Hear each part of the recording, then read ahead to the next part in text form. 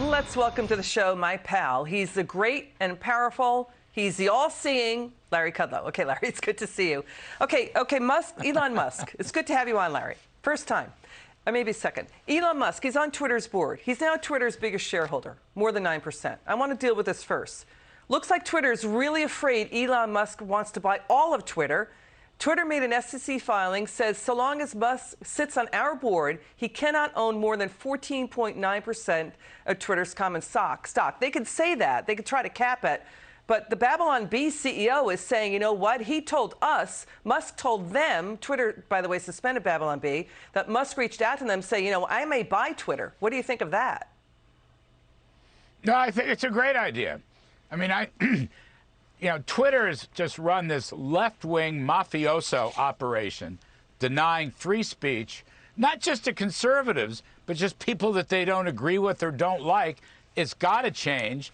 I mean, you could have done legislation to change Section 230, but that hasn't happened. And here's Elon Musk, one of the most brilliant business people there is, absolutely brilliant, who's a believer in free speech. He's basically a libertarian, Lizzie, and he's going to come in and make much needed changes. He's basically said that.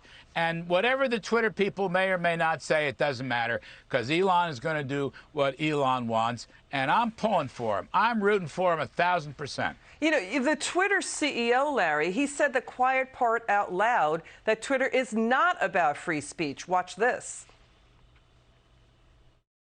Our role is not to be bound by the First Amendment, but our role is to serve a healthy public conversation. And our moves are reflective of things that we believe lead to a healthier public conversation.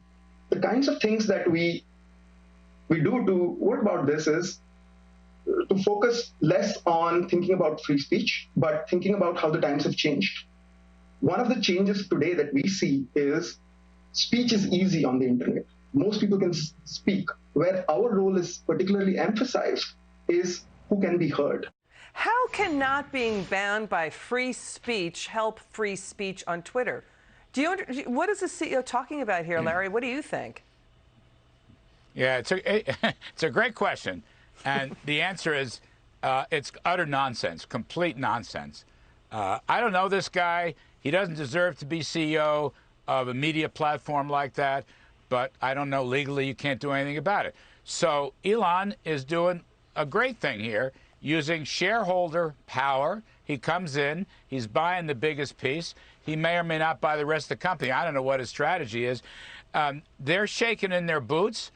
He's going to come in and make huge changes, as he must. I mean, you know, that poll that Elon did, how many? 2 million people responded, some such thing. 74% or something said there's no free speech on Twitter. I'm paraphrasing right now. I mean, that has to be changed. And Lizzie, all these social media companies had better beware, because they've gotten away with murder, okay? With these political, science, healthcare, climate change. Who are they? What do they know? They should be in the game of free speech. And that's why, by the by, in the Trump administration, we really wanted to change. We needed legislation to do it, but to change that liability shield. It's called Section 230 of the Federal Communications Act of 1996, if I'm not mistaken. That was the so-called Decency Act or Indecency Act, whatever it was called. We wanted to change it, but we never got it through. We tried to look at it from an executive order. We didn't get that done either. So, all right, we're letting market forces play out here. But I think you're going to see Elon's just going to be the first. Other people are going to go after these other platforms because not that they're lefties per se, but that they will not allow free speech. That's it. They are, in some sense, right. They owe the public that. And we should not shield them from lawsuits or anything else, Liz. Larry, they're changing and torquing and twisting the national conversation. I mean, even Jack Dorsey, the former CEO of Twitter, tweeted he's partially to blame for the problems at Twitter. He sees it's not a free speech platform. It's become an echo chamber of far-left bullying and censorship. And it's not just about the Hunter Biden laptop. It's more. It's about the pandemic. It's censoring doctors and scientists and people who have a difference of opinion. They should be regulated like phone companies. What do you think? Well, you know, I just think the issue is a question of incentives, okay? I'm not that big on economic regulation. I'm just saying that for some reason they were granted immunity from lawsuits. That needs to be taken away.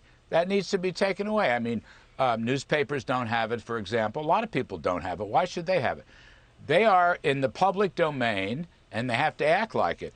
And as I said earlier, these guys are like some left-wing mafioso making decisions. Who gets hit, who gets hit, who gets hit. And, you know, you made a point earlier. You're right. Look, they're now judging not just politics. They're judging health care. They're judging climate change. They're judging things about which they have no expertise. But it really shouldn't be about expertise. It should be about freedom to speak. And that's where we have to go. And thank goodness for Elon Musk, who, in my opinion, is saving America. That's what he's doing. Larry Kudlow, always great to have you on. The great one, Larry Kudlow. It's good to see you. Come back soon.